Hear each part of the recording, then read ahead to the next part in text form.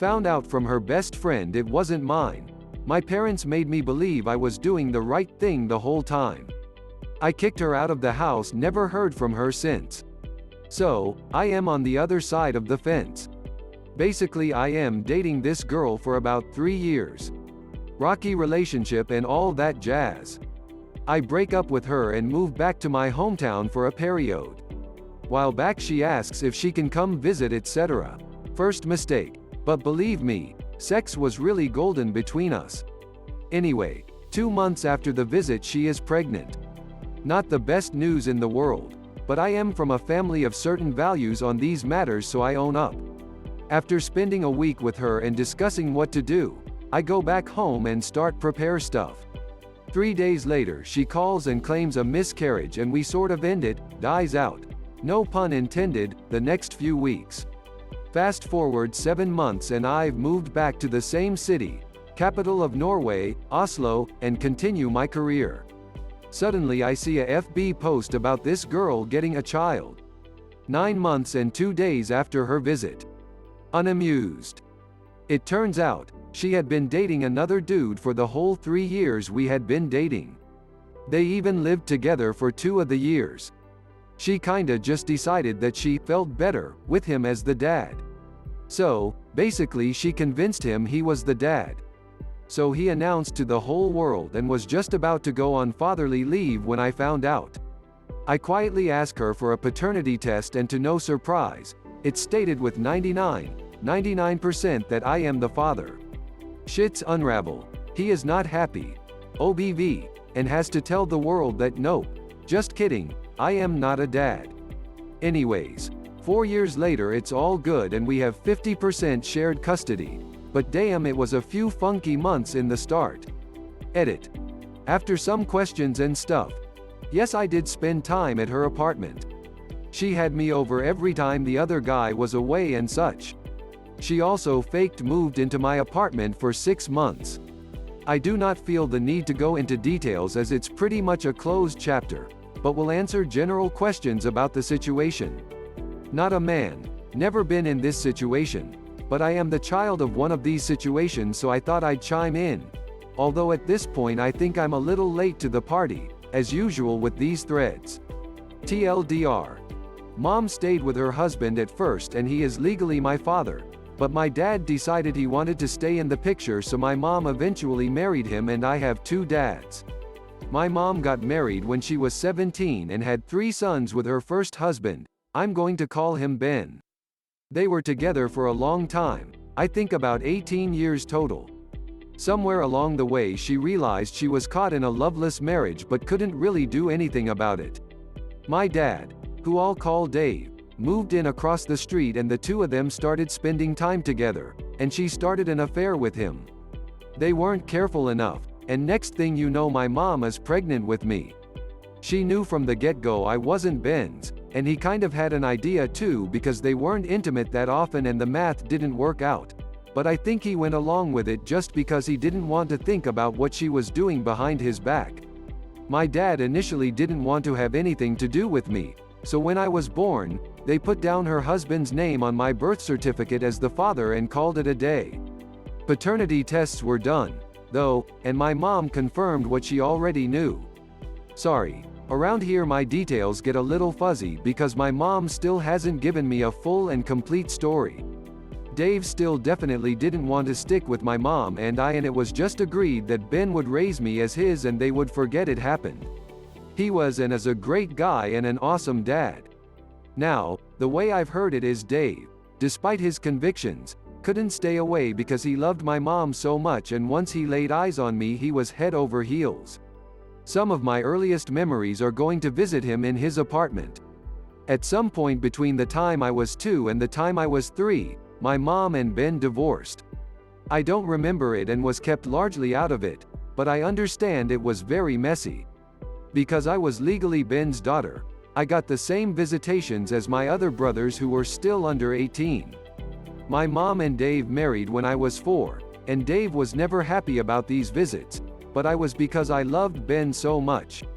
Ben was always Daddy, Dave was Dad. It was understood and I never confused the two or made reference to one being my parent in front of the other. Even as a 4 and 5-year-old I knew the sensitive nature of the situation. It was never confusing, either, because they really are two very different people who I think provided me with a great balance of paternal figures in my life. Like I said, Ben was always Daddy. Sweet, endearing, with a heart of gold who just wanted his little girl to be happy and would spoil her rotten to see her smile and make stupid jokes to get a giggle out of her. Dave was Dad.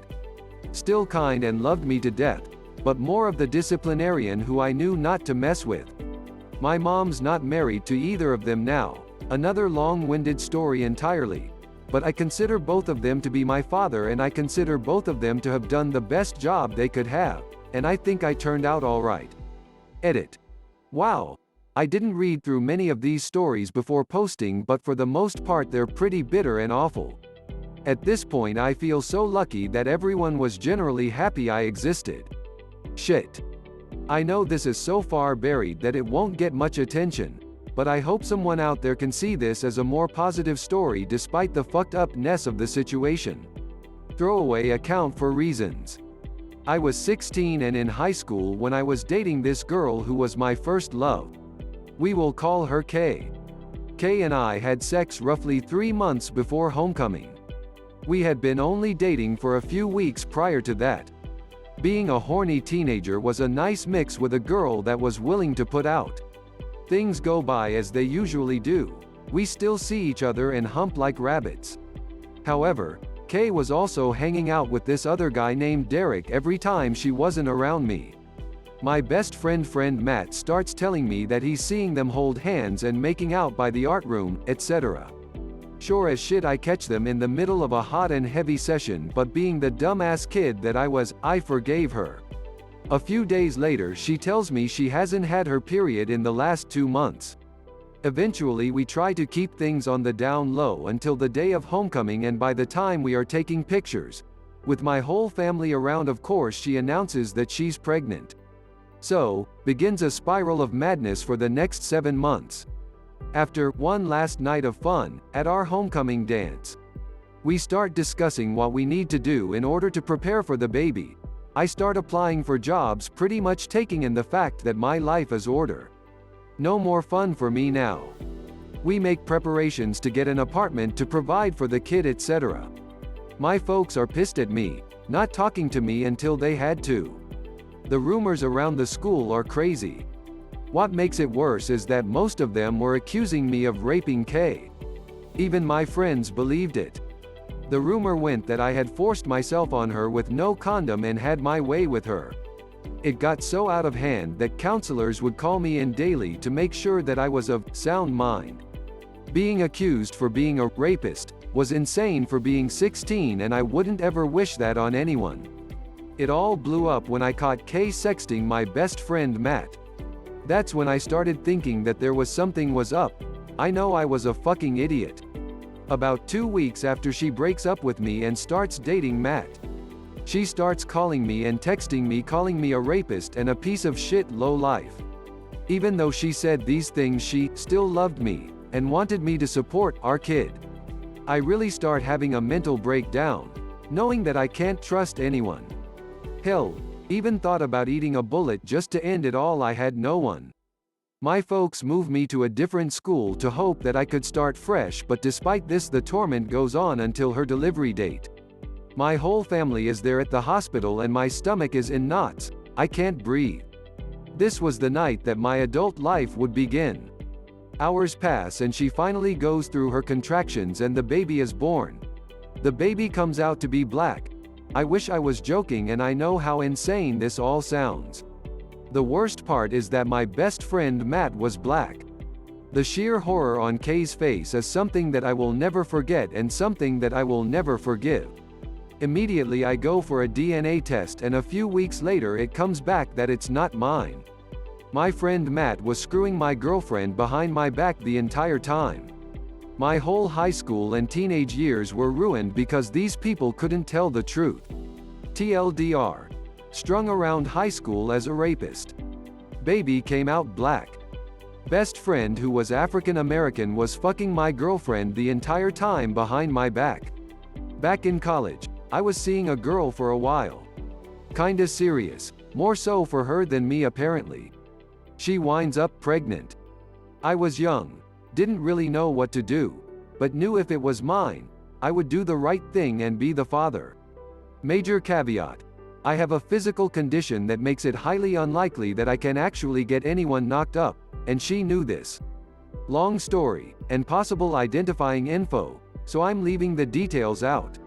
Anyway, she swears up and down through the whole pregnancy that it could only be mine, so I went along with it. I was out of town the weekend kiddo was born. She apparently tried to reach me, but this was long before cell phones, and I had gone home to a different city with a college friend to party, and in all likelihood avoid home during that time frame, since I was reasonably sure it wasn't mine. Kiddo was born. I went to see them a few times over the next few weeks, and then shortly after that get called by my folks that she had stopped by their house and introduced it to them as their new grandson, etc. They were ecstatic and happy for me and all the fun stuff they anticipated about being new grandparents. I had to basically put the brakes on real hard at that point and tell them I was pretty sure that it was not my kid. I pretty much knew after I saw it. One look at it and there was just no connection at all. It was a baby, but I saw nothing there I recognized as mine, in any way, shape or form. Due to the fact that she was already on the dole, the state mandated a paternity test. I figured I just might as well get it over with and showed up for the appointment when they told me to. Once the results came back, there was a less than 1% chance it was mine. I turned around, never looked back. Only saw her twice since then, and it's been 20 plus years now, but both times she was almost in tears trying to apologize for doing that to me back then. I heard through the grapevine who ended up being the actual father, and he already had a few bastards running around, so he was no help to them at all. Not only that, but his poor health and drug issues put him in an early grave, so that poor kid had no father figure growing up. Thankfully, I kept a level head through the whole ordeal, and even got a letter of commendation from the county prosecutor's office saying that they wished even half the potential fathers were half as cooperative as I had been. TLDR. If you're gonna try and pin a kid on someone, make sure it's theirs if there's going to be a mandatory DNA test. This reminds me of a story that happened to someone I know. His girlfriend that he was breaking up with called him and said, "I'm pregnant." To which he replied, "That's great." He pretended to be so happy about it that she told him, "I'm not pregnant. Fuck you." Or something along that line. I told this story to a few friends, and when another friend had a similar issue, he did the same thing and his girlfriend he was breaking up with had the same response. Not the man who found out, but the child. My mom had a one-night stand when her and my dad were on a break and got pregnant. She made herself believe it was his. They weren't together, but he had visitation, until I got older and started to look nothing like him and more like the one-night stand guy. So she got a paternity test done and told my dad. When I was about 5, when she found out, he was more than furious. After that he started using me as a pawn to hurt my mom in any way possible. Taking me for holidays when he was out partying, beating me with a belt every visit because I said something wrong, that kind of thing. My mom then got married and my stepdad, who offered to adopt me, my dad, declined for a while. After he abused my brother, his biological son, and I didn't keep quiet, he gave me up, giving the excuse that I called him by his first name and not dad. The last time I saw him was a couple of months later in court.